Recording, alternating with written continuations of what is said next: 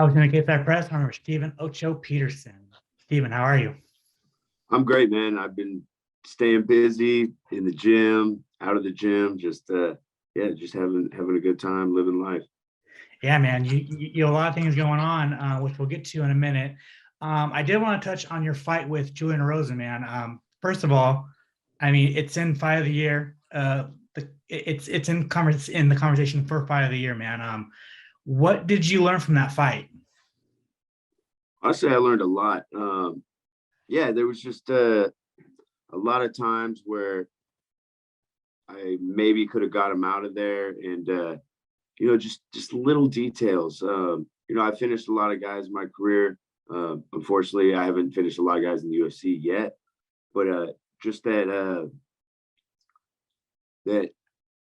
being in the moment and not getting ahead of yourself. I always focus on that. I always focus on enjoying it. And, sometimes when you see somebody ready to go, you just get a little antsy. And then next thing you know, you get spinning back fist and you take a knee and you back in another scramble. And, I had a lot of fun in that fight, honestly. And it's not that I really learned anything about myself because I already knew I was capable and all that. But I was just able to go in there and just have fun. And, I think that's what the fans want to see. When I have fun, it's exciting. Yeah, man. I mean, it was much watched television. There was story to it. There was trash talk. There was everything, and then you guys delivered. You guys delivered. I guess what were the emotions after the fight? Was all the bad blood squashed as soon as the fight was over? Yeah, man, we had respect for each other going into the fight, but it was, I was like, why is this guy gotta call me out? Like, why are we doing this when we're not main events? You know what I'm saying? Like, we should be the main events. And I was on a streak, he was on a streak. It was like, yeah, we could have, continued, but he called me out, and it's like, hey, man, I'm not going to turn down a call out. Let's go. So, yeah, we went to war, and it paid off for Julian this time. He got the biggest payday of his career, and I expect a rematch because I stepped up. He called me out. I'm gonna go get a win or two. I'm gonna get some momentum back, and I expect that rematch. I think I wasn't in a position where I had to take that fight, so and the rematch, it should be a 5-rounder. It should be a main event, like at least on a ESPN Plus card. Like, come on, man, like this must see television. Do it again, and it's guaranteed fireworks. Absolutely. No complaints from me, and I hope it happens. You unfortunately missed weight, and I wanted to know if it was just a botched weight cut or if there was something going on behind the scenes. Yeah, man, it was. I don't want to make excuses, but I fucked up. Like, I straight up, I fucked up. I was ahead of schedule, which has happened to me multiple times, and I kind of normally it's I'm running a marathon. It's a slow, progressive cut, and I think it's just a mental thing. I get close before I cut the weight, and then I'm like, okay, I could just fucking sprint off the last couple pounds, and this time it ended badly. Like, I barely made it to the scale. I barely, even after the scale, I started rehydrating.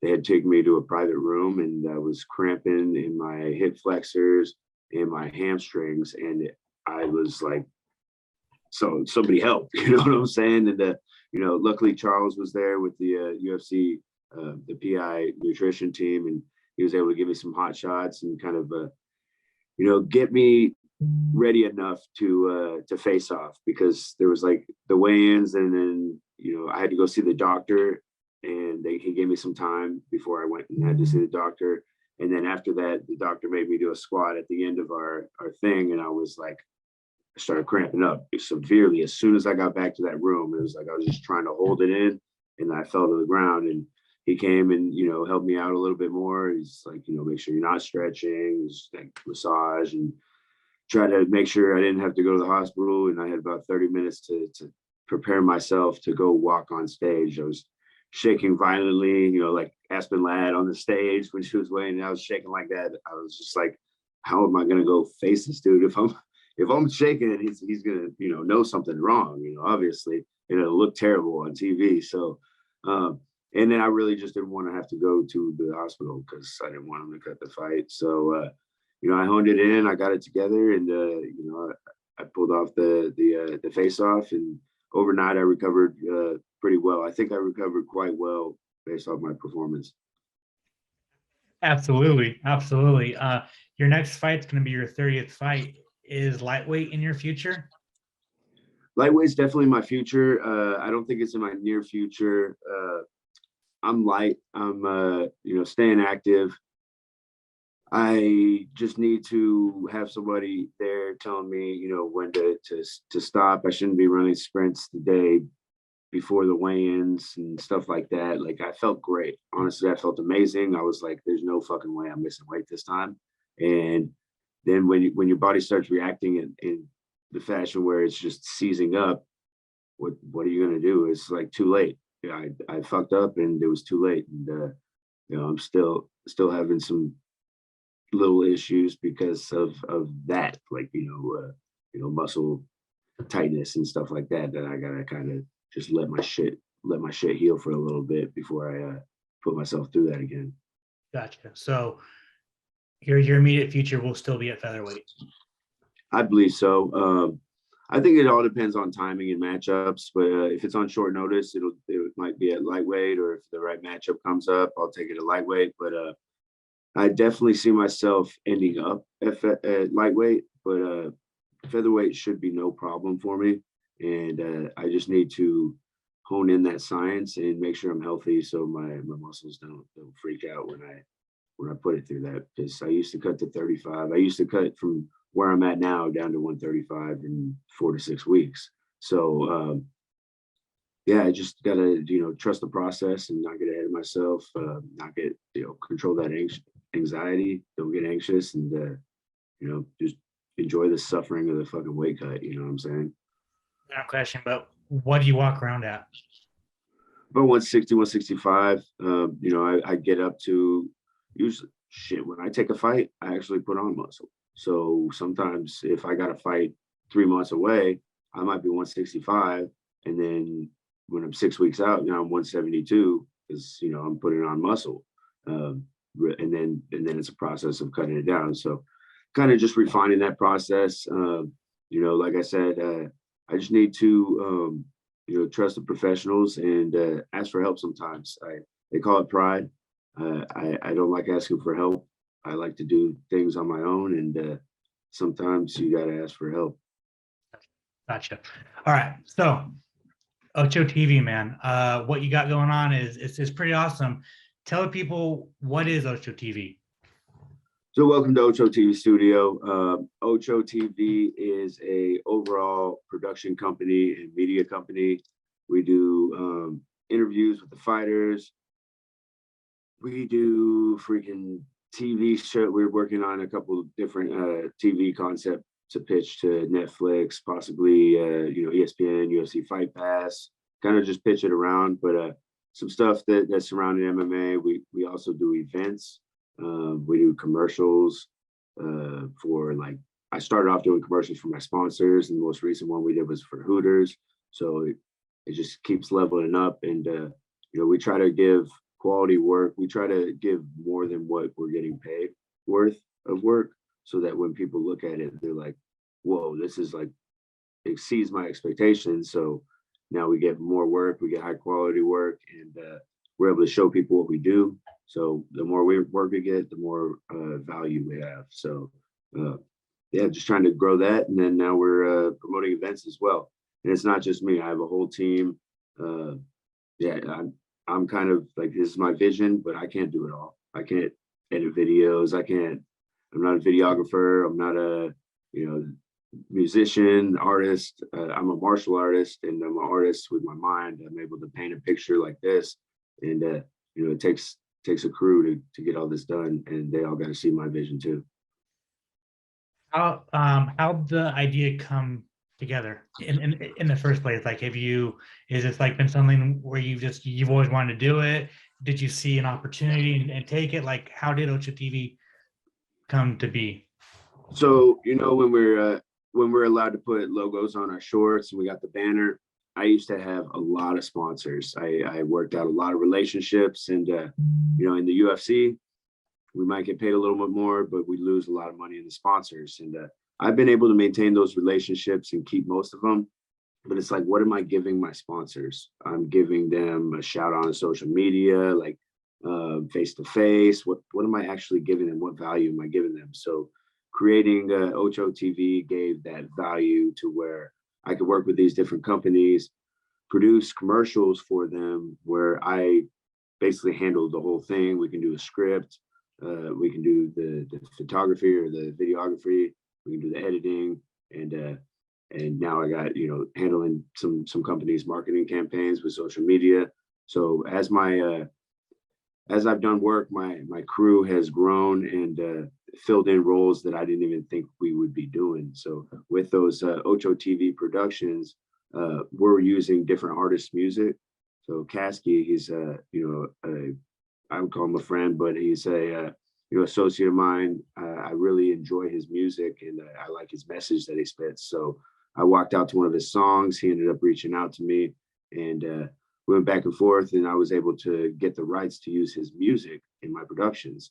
Lucid as well, pretty much the same thing. He grew up with Miles Johns, Stevie Wynn, and a lot of people around here know who he is. So since I got the rights to use the music, I was like, well, why don't I put these guys on in Dallas? I used to sell out the Bomb Factory here in Deep Ellum when I would fight there for Legacy and LFA. And I was like, it just makes sense. So I reserved the venue. I checked all my boxes, got everything ready. And now we're May 28th. We're going to have the first annual Memorial Weekend Music Festival. And it's going to be at the factory in Deep Ellum. It used to be a Bomb Factory. They don't like that no more. So it's the factory in Deep Ellum. And we're going to blow the roof off the place. Yeah, talk more about that.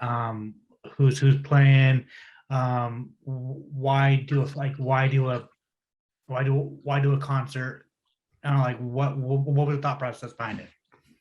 So I'm good friends with a lot of local musicians. Like Kasky and Lucid are more like well-known artists, but the local musicians that I'm good friends with, they're always looking for opportunities. And the Dallas music scene is it's really rough. Everybody hates on everybody. They try to shoot each other down. They do shoot each other down. It's hard for Dallas musicians to actually come up, and when they do, usually there's some sort of gang beef. So what I'm trying to do, or what I'm in the process of doing, is using this platform to build local musicians with well-known artists such as Kasky and Lucid, and in the process, they're going to build their Dallas following. More people will hear their music.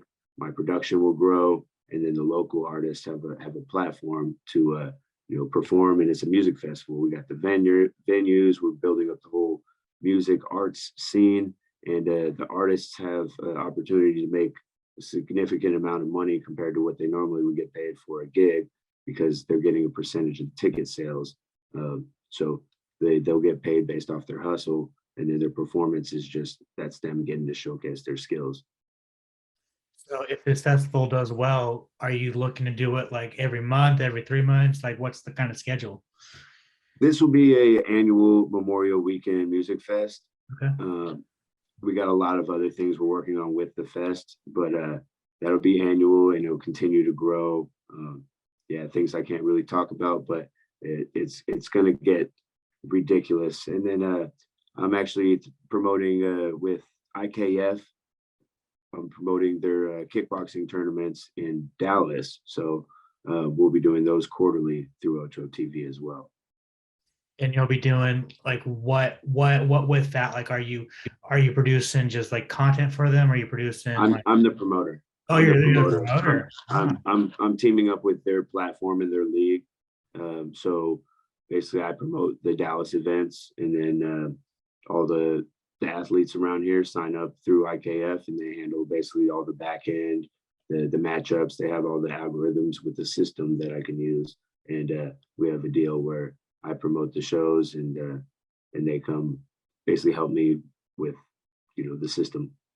Awesome. That's awesome to hear. I guess is this a way of just like giving back to the sport? Yeah, I want to change the game, man. I want to build the sport. I want to build the young athletes. It gives my students that are newer, gives them something to look forward to, something to train for, and they can get their feet wet without worrying about getting, injured. The risk of injury is very low. Uh, so then that will motivate them, build them up, and it's a point competition. So it's point sparring. Every time you punch the guy, you get a point. There's a certain amount of points when you kick them. When you kick them in the body, if you kick them in the head, no knockout rule, kick in the leg. So it's a point-based system, and that's the way I believe MMA should be. It shouldn't be a 10-9. 10-9 has been corrupt since it was created. Why is one guy get 10 points and the other guy get 9 or less? If you punch the guy, that should be a point. It should be scored somewhat based off statistics. And since it's not, they say it's too complicated. Well, if you can judge a jiu-jitsu competition, if you can score a wrestling competition, if you could score a karate competition, if you score a kickboxing, Muay Thai competition, why wouldn't you be able to score it? Yeah, it's going to be different differential of numbers, maybe 145 to 120, but it's not going to be 10-9 based off a judge's opinion of what he thinks one guy won. It doesn't make any fucking sense. I 1,000%. I mean, 1,000%. Makes perfect sense. And mostly judges have never fought, right? So like they don't know like what's going on in there. Right, right. And if they can take statistics, especially live, it doesn't have to be perfect, but at least there's going to be some sort of obvious differential. And if it's close, then now we have to actually calculate it. We have to go back and watch, and if you can review a play in football and take 5-10 minutes, then you could review certain statistic points in a fight and come up with a score, because this is our fucking livelihood. This is our paycheck. Some guys lose a fight and they lose their job. You could lose a split decision and get cut, you know what I'm saying? And you're making half the amount of money, and you got another L on it. Like, I got too many L's that I think I won, and statistics might prove I won. And if they didn't, then it would be like, okay, it's a statistic. I mean, I could go back and rescore it and come to my own understanding. But 10-9, it's just too subjective. Yeah, 1,000%, 1,000%. So with some other stuff with Ocho TV, you said that you're trying to do a pilot. What's that about? Can you give me any details? I'll give you a few details. I don't want to. Yeah, it's a show about people and their journeys in mixed martial arts. I got a mission statement, but I can't really I can't get my idea stolen. So I'll talk to you about that face to face sometime. But yeah, it's a super dope show. It's a super dope concept. People are really gonna like it, from fighters to fans to people that don't even fight. Well, we need more MMA shows, that's for sure. Yeah, it's all about quality and the message. The show has to have something underlying. It can't just be MMA and partying and craziness. It has to have a message that it's pushing. Absolutely, absolutely. And then you said that you're interviewing fighters. How's that going? So I'm not actually interviewing them, but Ocho TV is. So I got guys working with me, going to interview the local fighters on XKO card. They're fighting May 7th, and I'm actually going to be in Arizona May 7th for Fernie Garcia, Macy Chason, and Matt Chanel are fighting on that card. So I'm going to be there with them. And I got, my crew here kind of holding things down. They're going to be at the XKO fights. And we're just trying to help these fighters, give them a platform to basically share their stories. How important is that to you, to have young fighters, have a platform to tell their stories? We all fight for a reason, we all have our own reasons, and people hate on each other because of one reason or another. But if we actually understood each other, then maybe there wouldn't be so much hate. Powerful. You're absolutely right. And then last time we talked, you said that you were going to explain the the like the name Ocho and everything that behind that. But you said you were going to explain it on Ocho TV. Is that coming? Yeah, I have little short videos of that. We'll explain the full story with some cool back videos that I have, but that's kind of long term. I'm really focusing on building the platform right now. But Ocho was created when I moved to McKinney. I was a kid from LA, got a lot of street fights. Didn't like to get picked on, so when somebody would talk shit, they get hit. And I joined the football team. I was a sophomore in the varsity squad. Somehow they put me on the offensive line, and the defensive line, I was wearing number 8. They were like, Ocho, Ocho, like, fuck up Ocho, you know. And I'd be like, okay, you know, come at me. And they'd slam me. They fucking huge guys slamming me and like just jarring me on the ground. And I get up and start swinging on them. And they're like, oh, Ocho thinks he can fight. So, you know, first week of school goes by and everybody's talking about, oh, Ocho thinks he can fight. If you should fight Ocho. So, you know, I ended up getting in multiple fights. And, you know, a couple months later, everybody in the school knew Ocho. They didn't know who I was, but they knew Ocho thinks he could fight, basically. So kind of became infamous. I didn't like the name, but it grew on me. And when I actually did start fighting, they said, what's your nickname? I said, Ocho. So I was able to flip it. So now they're not, you know, taunting Ocho, but they're chanting Ocho. Gotcha. Awesome, man. That I'm stoked for you. It's always I'm always delighted to see fighters doing things outside of fighting, right? And you've always had a mind that you're looking toward the future, and you know, just not relying on fighting. So it's awesome to see this, man. So tell everybody else like where you can find Ocho TV. Anything else you want to talk about Ocho TV, and then talk about your festival that's coming up. Yeah, man, you can check out Ocho TV on YouTube. We're Ocho TV, and Instagram at Ocho_TV, and then my personal is at 8Ocho08. I kind of share some stuff from Ocho TV, but they're 2 separate pages. Yeah, and our Memorial Weekend Music Festival will be at the Factory in Deep Ellum on May 28th. And it's going to be lit. We're going to put Dallas music on the map. And we got some other things that we got up our sleeve that, you know, we work on it. We make sure it's checked.